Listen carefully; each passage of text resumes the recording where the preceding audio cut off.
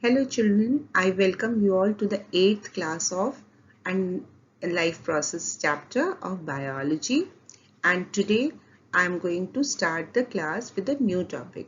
But before I start the new topic, I would like to have a quick recap of what we have done in the previous class.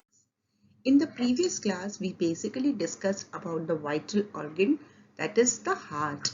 It is the main pumping organ in the organisms, and we have discussed about that how the heart is divided into 4 chambers, what are their names, what are their functions, and then we have also discussed these chambers deal with what type of blood. Then we discussed how the flow of the blood takes place in the heart, and then we discussed about the valves which prevents the backflow of the blood in the heart, and along with it we discussed about that how the blood circulation goes in the entire body. Not only the human heart, we had also discussed about the hearts present in fish, reptiles and amphibians, and how are they different from the other organisms' heart.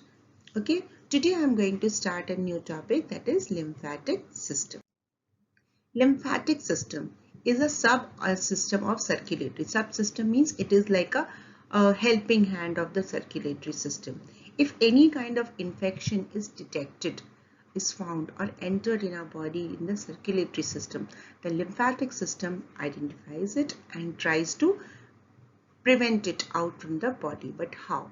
Now, because it is made up of network of vessels, tissues and organs. Vessels means like blood vessels, they are lymphatic vessels. You can see the lines, these are the veins type of, and capillaries, these are the vessels.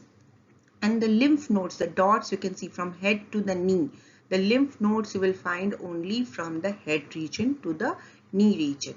And these lymph nodes are actually made up of lymphatic tissues, which are able to produce some antibodies against any kind of infection. Then we have the lymphatic organs. The lymphatic organs in our body is, first lymphatic organ is present in our mouth, that is near the neck, that is tonsil. Then it is thymus. Then we have spleen, which is just above the kidney. Then we have Peyer's patch in the small intestine. Then we have appendix just near the large intestine, and then we have the bone marrow that is present in the longest bone of our body. These are the lymphoid organs. How they work? Now, suppose this is the first area of detection. If any kind of bacteria or infection enters it, the tonsils starts producing a special kind of WBC that is called as lymphocytes. These lymphocytes help to produce antibodies against those infecting antigens, and then it fights with it and it kills it and takes it out of our body. So now, so basically the lymphatic system function is to defend the body against the infection by producing the disease fighting cells called as lymphocytes. Okay, similarly the spleen is also called as a graveyard of the blood cells. Why? Because all the blood cells which gets worn out, it comes to the spleen to get totally disintegrated. And if the spleen detects any kind of infection in those blood cells, it sends the messages to the other lymph nodes to start producing the lymphocytes. The different types of lymphocytes are also present, which helps to produce the antibodies in the body. But how these things are transported? It is transported through a fluid that is called as lymph. In these vessels, in these nodes, in these lymphoid organs, which is the channel which is doing all this work? The lymph, which is a colorless fluid which is present in the intercellular spaces, and it comes from the plasma to the lymphatic system.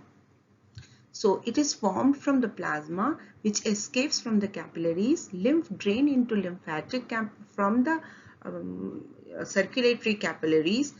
It enters to lymphatic capillaries.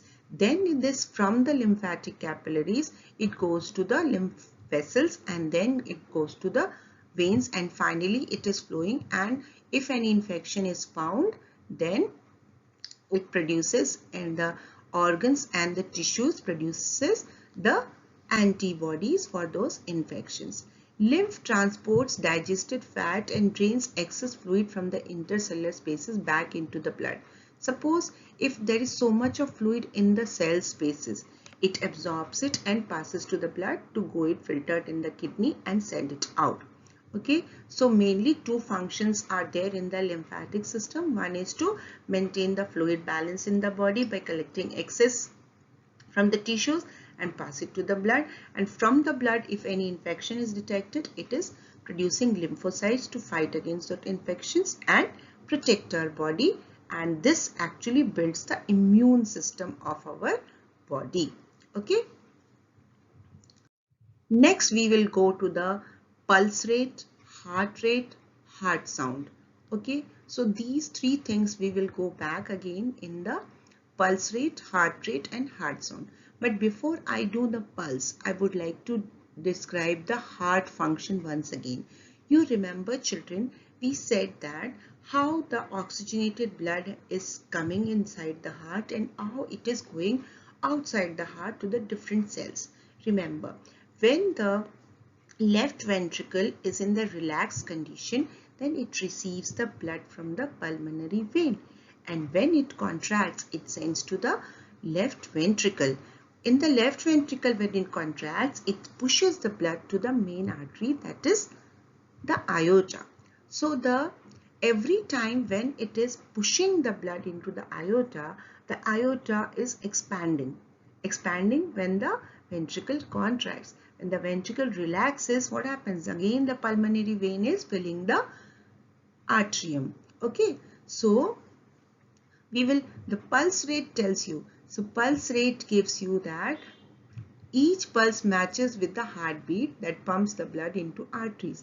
So when the blood is pushed into the artery, in the case of contracted time of the ventricle, the expansion and the relaxation, that gives you one pulse. So one contraction and one relaxation gives you it tells you the expansion and contraction of the artery, that tells you the pulse rate. Now, if we measure the pulse rate by keeping the thumb in the like this, the forefinger up just below the thumb of the wrist, and then these two fingers you will keep it here like this, you will keep it like this, and then you will measure. You will see the beep sound. The beep you can feel every time when it is popping up, that means the artery expands. When it is popping down, that means it is relaxed. So every time when the blood is filled into the artery expands, and when it relaxes, it relaxes. So this gives you the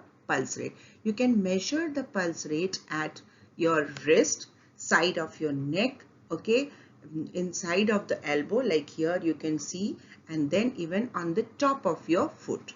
So what is pulse rate? The pulse rate is that the rate at which the heart is pushing the oxygenated blood into the artery. The expansion of the artery and the relaxation of the artery gives you one pulse. But it is also describing the heart rate. What is the heartbeat? The heartbeat tells you how many times the heart has contracted and relaxed in a minute.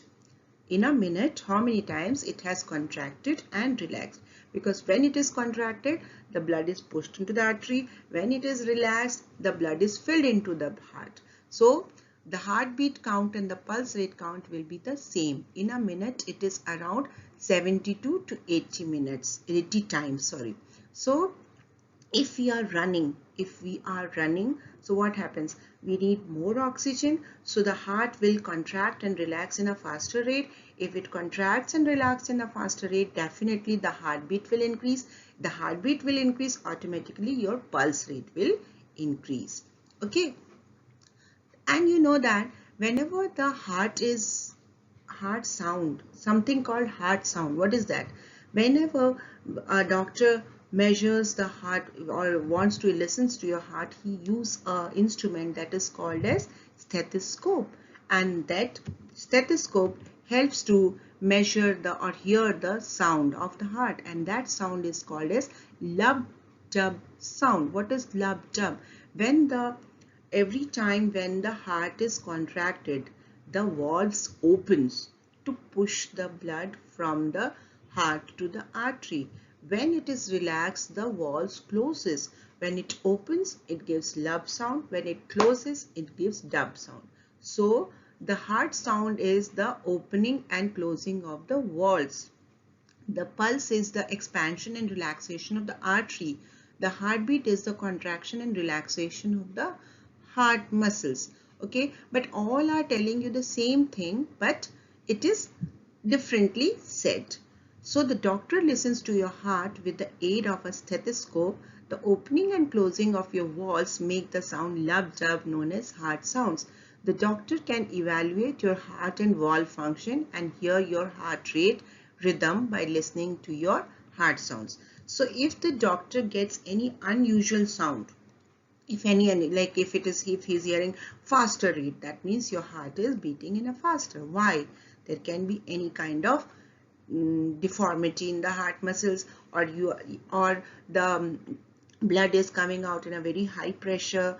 Why? So everything he detects, from that he diagnoses any problem. Okay. Now we go to the next topic, that is blood pressure. Blood pressure is what? Blood pressure is the force or pressure exerted in the arteries by the blood as it is pumped by the heart. So when the when the left ventricle contracts and the blood is pushed into the artery, it is coming inside the artery with a great pressure. When it comes in a great pressure, that expands the artery, that gives you what? The pulse rate. So the pressure by which the blood is entering into the artery, and then after the relaxation of the ventricle, the pressure decreases in the artery. The increased pressure and the decreased pressure gives you the measurement of the blood pressure in the arteries. So we measure the blood pressure with the two measurements. One is called as systolic measure and other one is called as diastolic. Systolic means the pressure of the blood in the arteries during the period of the heart contraction. That means when the left ventricle contracted, the blood is pushing into the artery. So definitely the blood will be flowing with a great pressure. So it will give a systolic value. It will be having a higher value because the blood is flowing in a higher pressure. Diastolic is the pressure in which the artery, when the heart is in the relaxed condition between the heartbeats. That means when the left ventricle relaxes, definitely the flow of the blood will be at low pressure inside the arteries. So it gives the diastolic value. And you know, children, the flow of the pressure or the pressure of the blood is measured in the measurement of millimeter of the mercury. You know, what is the instrument used to measure the blood pressure is sphygmomanometer. Sphygmomanometer. Now read this.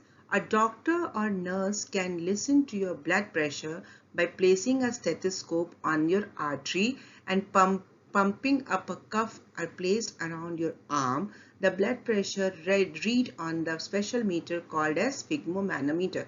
This is your artery. Okay, and the blood pressure has to be normal. Blood pressure has to be, the systolic value should be 120 millimeter of mercury and diastolic should be 80 millimeter of mercury. This is the normal value.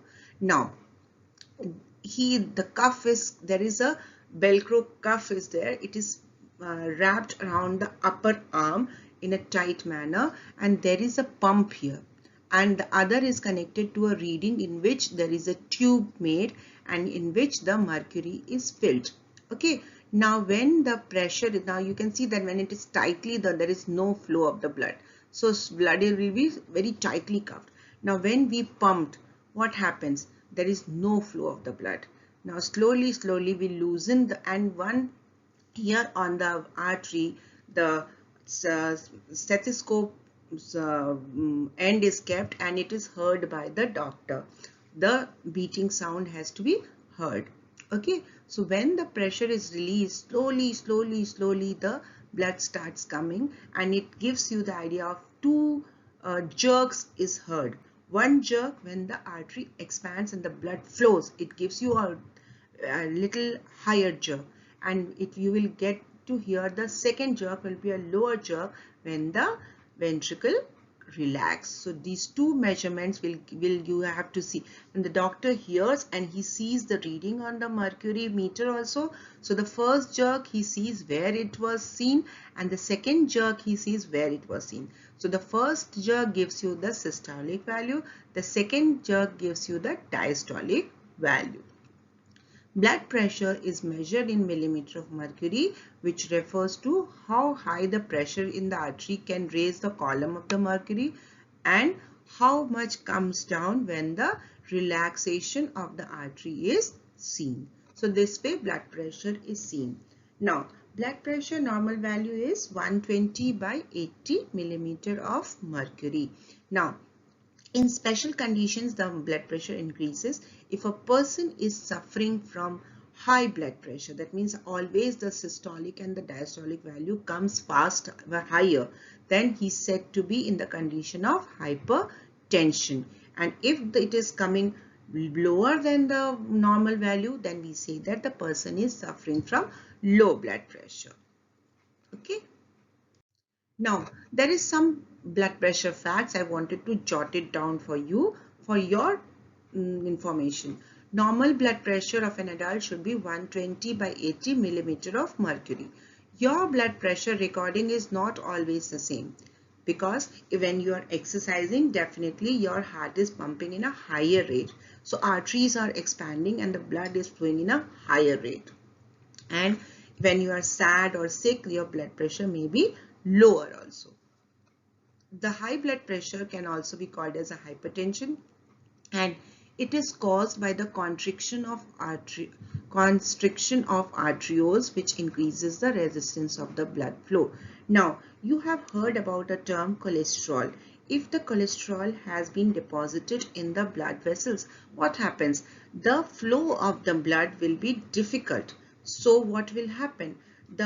When the ventricles will push the blood into the arteries, the flow is very high, pressure is very high, but further it is not able to move easily. So what happens? There can be a rupture of the artery, and this can be termed as internal bleeding situation, and it is also said to be hemorrhage. Hemorrhage can be anywhere. Sometimes when the blood is flowing if the person is having very high blood pressure suffering from, so what will happen? The blood is flowing in a very high pressure than the usual one. So suppose if you are talking about a tube, and if the tube can withstand with a normal pressure of the blood or the liquid to flow through it, and if you are suddenly you have increased the flow pressure, what will happen? The tube may rupture. It may rupture in the brain, it may rupture anywhere. So that can be called as a hemorrhage, and this can be fatal also. Now we go to the transportation in plants. In plants also, many things are transported. Raw materials are transported, prepared food are transported, hormones are transported. So they also have some kind of channel to do the transportation in them. So basically what are transported?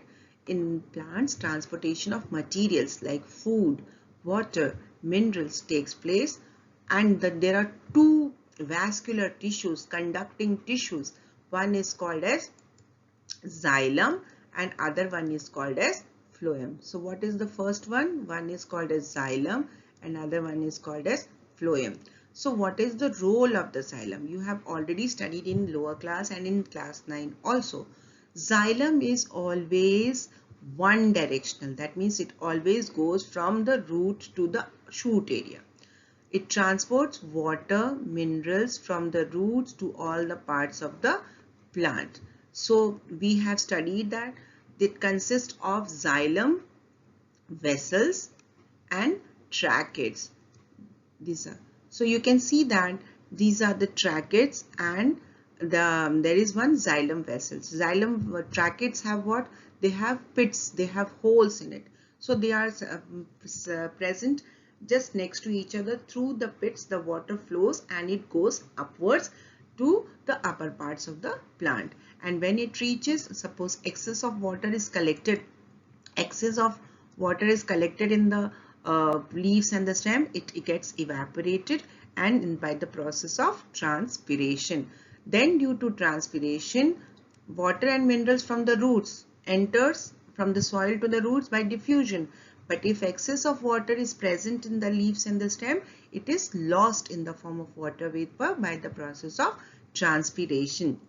You can see in this diagram, from the soil to the roots, the water and the minerals are transported by diffusion.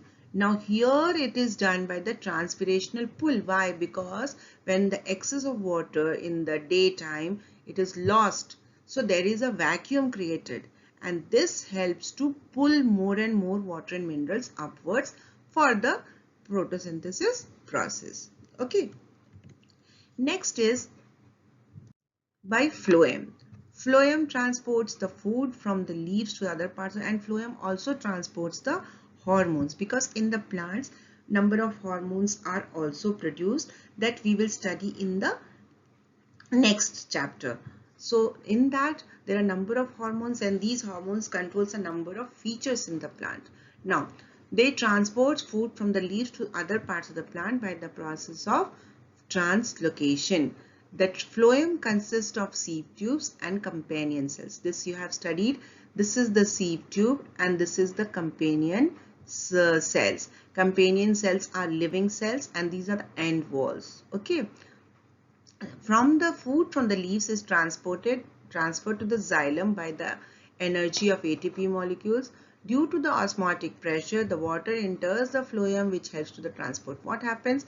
Now you can see that this is the xylem, this is the perforation plate, and these are the tracheids. Okay, and in this phloem, you can see that these are the companion cells, and this is the sieve areas. Okay, these are phloem fibers. Now what happens? From the leaves, the food from the leaves is transported to the xylem. From the xylem, with the help of the pressure, it enters the phloem. And with that pressure, the phloem transports to the different cells of the plant. So this way the transportation of the food and water is done in the plants with the help of xylem and phloem. So children, I end up my class here.